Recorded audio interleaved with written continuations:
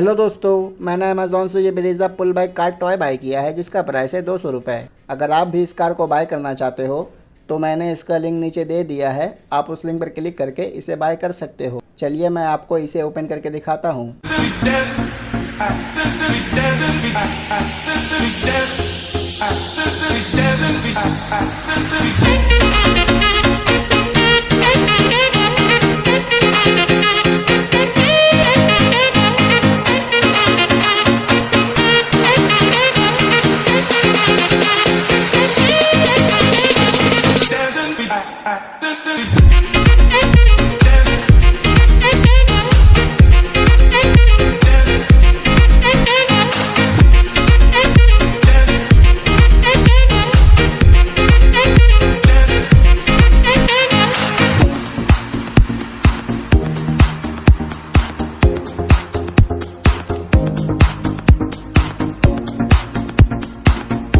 अगर आपको ऐसे ही न्यू और इंटरेस्टिंग टॉय के वीडियो देखना है तो आप हमारे चैनल को सब्सक्राइब कर लो।